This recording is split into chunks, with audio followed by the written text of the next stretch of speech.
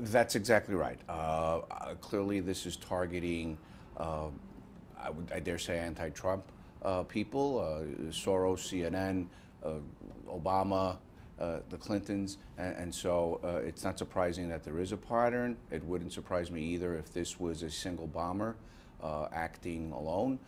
The investigation is just underway. They will ascertain as to how the bomb was made, where the materials came from, try to get, hopefully, being that the bombs didn't detonate, some forensic evidence vis-a-vis maybe a fingerprint or a hair sample, and try to ascertain who this person or persons are that planted or mailed these devices to these individuals. So the device at Soros, they were saying yesterday, they think someone physically dropped it off. Mm-hmm.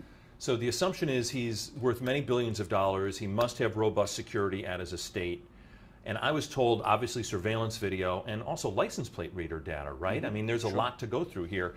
And am I fair in assuming that the more devices there are, the more the evidence pool grows and perhaps the easier it becomes to catch the suspect? That's exactly right. We saw that recently, 6-8 months ago. We had another quote-unquote serial bomber that planted multiple devices, and he was caught quickly because of the multitude of the devices. They were able to triangulate who the person was and where he was, and was able to neutralize him. In this case, the devices did not detonate, which leaves investigators a lot of evidence as to who the person is by how the bomb was made.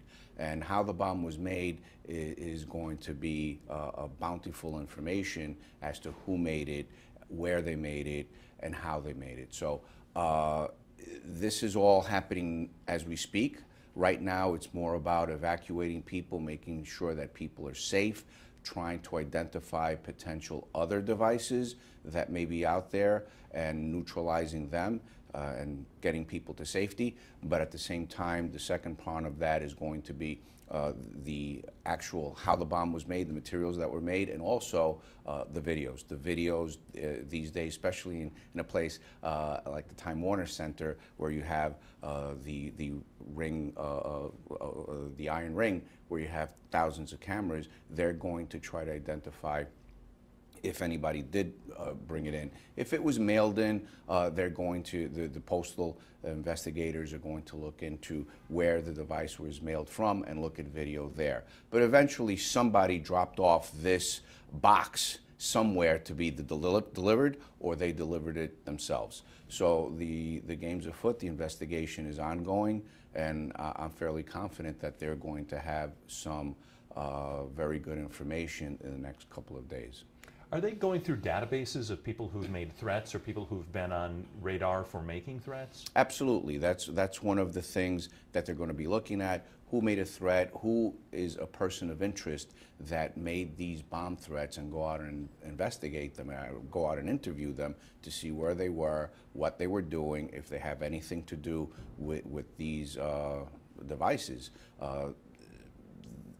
Believe me, it's going to be FBI, ATF, Secret Service, NYPD here locally, Westchester PD, obviously. Everybody's going to be working on this case until it is solved, because right now there's somebody out there, or people out there, that mean to do others harm, and explosive devices could take out a large amount of people, certainly in Time Warner Center, which is inhabited by thousands of people. So the threat is real, and they're going to be looking to make apprehensions quickly. So you mentioned 1,000 cameras around the Time Warner Center. How do you even start looking for something? Is there technology that helps with that? Sure. Well, when packages come in, usually, especially in a place as secure as the Time Warner Center, one would expect that a package comes in, it is detailed as to what time it came in, perhaps even what company brought it in or where did it come from.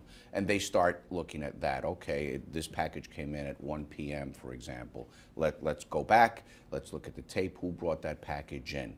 And then go from there. Facial recognition is something that is happening as we speak. Perhaps the person who brought it in is already in a data bank. The NYPD has a very robust facial recognition apparatus, and hopefully they could get this person by that. Just like fingerprints, everybody has a unique facial recognition modules, and so they will be trying to put that through that system.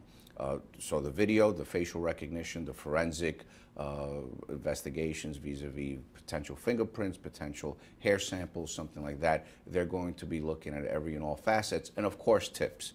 They're always going to ask for tips. They're always going to ask if anybody knows anything about this investigation to please call in to a certain hotline and give them any and all information that they can.